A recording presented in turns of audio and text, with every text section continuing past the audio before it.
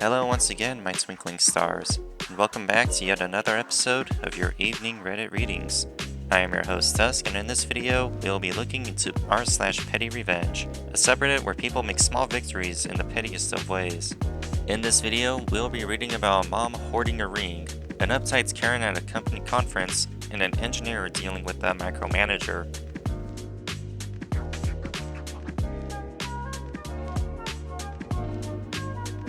I have 4 sisters. My mom is and always has been mean and neglectful of me, and only me.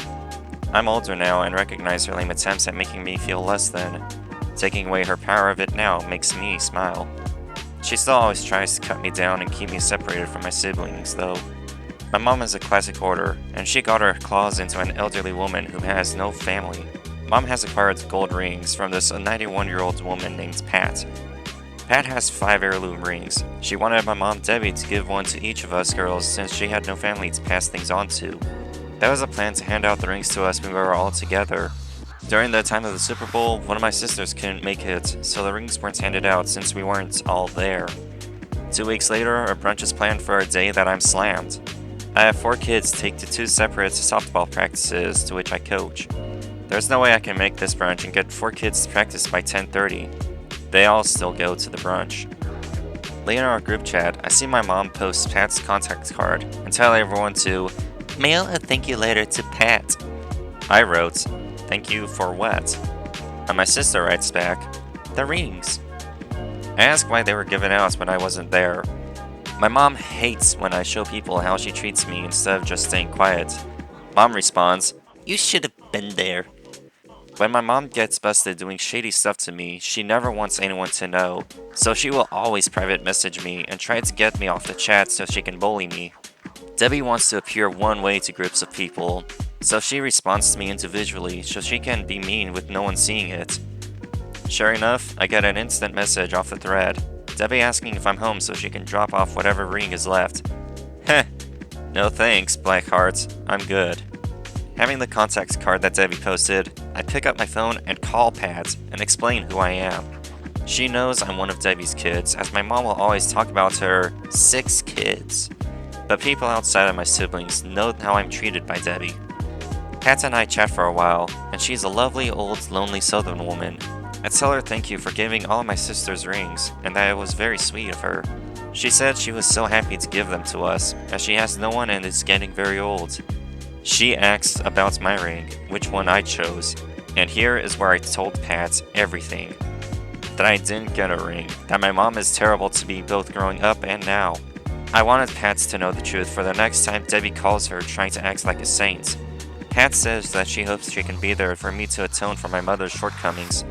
I tell Pat that I'm not only okay and perfectly happy, but a minimalist and don't want anything. The only thing I wanted to do was talk and say thank you. I felt so good talking to her. I jumped right back in the group chat and told everyone that I had just gone off the phone with Pat. You can bet the farm that Debbie's blood went cold reading that I, the mistake child, had called Pat. Debbie, rattled I'm sure, quickly wrote back in the group chat saying, "Maybe you should wait to call until you have something to say." All I responded in the group chat was, "I already called. Thanks," heart emoji. Ah, yes, I remember watching The Lord of the Rings. The 3 rings given to the elves, the 7 rings given to the dwarves, the 9 rings given to men, the 4 rings to go to the sisters of this story, and the 1 ring to commit petty revenge.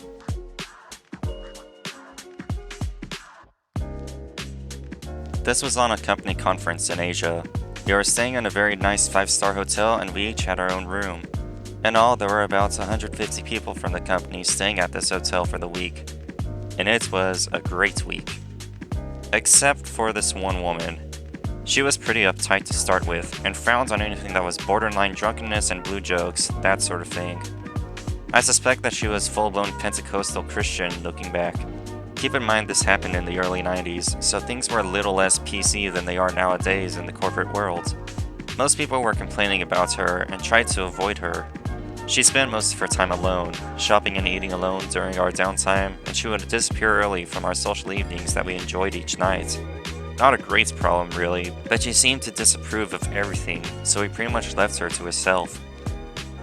That was until she started complaining to management about pretty innocuous stuff. Like my friend Frank, who was from North Queensland. He was pretty outlandish, but also quite funny, and he had a really good heart. He never punched down with his jokes and ribbing. Anyway, he said something to a girl on our states team, which she took in good spirits and gave back as good as she got. Anyway, Miss Uptight went and complained to the managing director. He then gave Frank a talking to and warned him to back down, saying he didn't want to hear any more complaints. But guess whose room was next to Miss Uptight? Me. Frank and I started pranking her.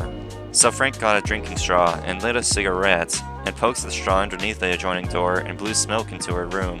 She was still actually in the room. She ended up calling the manager and asked him to explain why there was smoke in her room. We could hear the manager saying the only way smoke could be in her room was if she was smoking. On our second to last day, there was a fancy dress party arranged for the meeting. Frank and I tested our fancy dress costumes in my room. Frank had blonde hair, but was wearing a dark wig with a black mustache and reflective mirror sunglasses with a vest and a pair of hippie trousers and sandals. Frank then had a brainwave.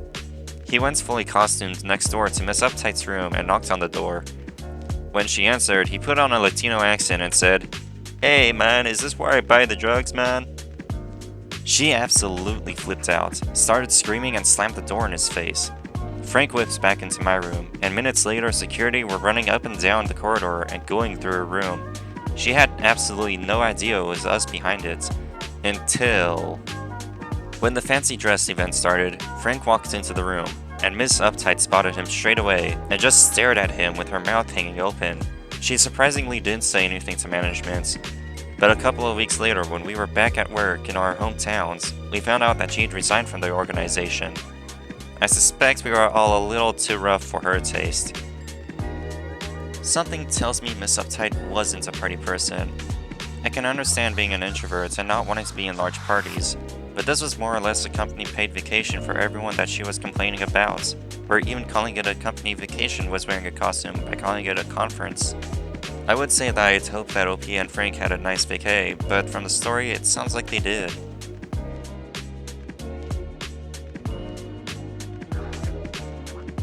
I was a documents geek for a mega engineering 10K document that crossed hundreds of files. It started in Word so engineers could write it, but the files needed to be converted into a publishing format so we could interconnect them. The boss for this really likes me when we worked together in the past, so he asked me to join his team. I wanted out of my old group and said okay. Since I'm technically minded, I started out as a database engineer. I was in charge of the technical aspects of the conversion process and designing the templates and interconnectivity. Turns out, while my boss was a good man, he was a terrible boss. There were many incidents. I found out I wasn't the lead of the project when an email went out with the roles. It worked out because the lead had to go through meetings and I didn't. But considering they brought her in after I designed everything, it was frustrating, and she was also frustrated. It simply didn't occur to him that I would assume that I had a lead role, because I was the one doing everything to make it work. He was also a micromanager. One day, he calls me into our conference room and says that I'll be sitting in there and wouldn't have a cube anymore. He wanted the team working the conversion to be together. The rest of the team were in different states. There were 2 tables in the back corner, and he was going to take them away. After my initial shock, I said no and that I needed those. That was where I was going to sit. This conference room was about 4 offices long and 2 offices wide. It could sit about 20 people around tables, so I'm in the back left corner in my little not a cube. We later bring in someone who sits in the back right corner. Remember how I said he was a micromanager? He doesn't know the new software, the VBA, nor is he a Word expert, but he needed to watch me code or whatever. He'd drag the nearest chair from the conference table and sit behind my desk and just watch. My petty revenge? Every time he left, I'd drag his chair clear across the room, so every time he had to go further to grab a chair. By the time the team started coming in, every chair was at the far side of the room. My conference room buddy would laugh every time he saw me. He didn't stop, he'd just stand or squat. To this day, my guest chair in my cube is basically a fold-up chair, straight and uncomfortable, and no wheels to make it harder for people to sit behind me and watch. OP mentioned in the story that the conference room which they were working in could sit around 20 people, which means that the manager had to have left the room at least 20 times, which would then mean OP would have to get up and move one chair. Talk about commitments to a PettyRevenge. As for the manager having to leave and return so many times, it makes you wonder if they were either micromanaging everyone else's progress, or if they were just trying to get their steps in for the day. But hey, at least OP now has some better privacy with their work thanks to those new chairs. And with that, the sun has set on yet another episode. If you enjoyed it, then feel free to leave a like and comments below on your own story of PettyRevenge. And finally, subscribe to my channel to stay in tune for any upcoming videos. Until next time, my twinkling stars, have a good night.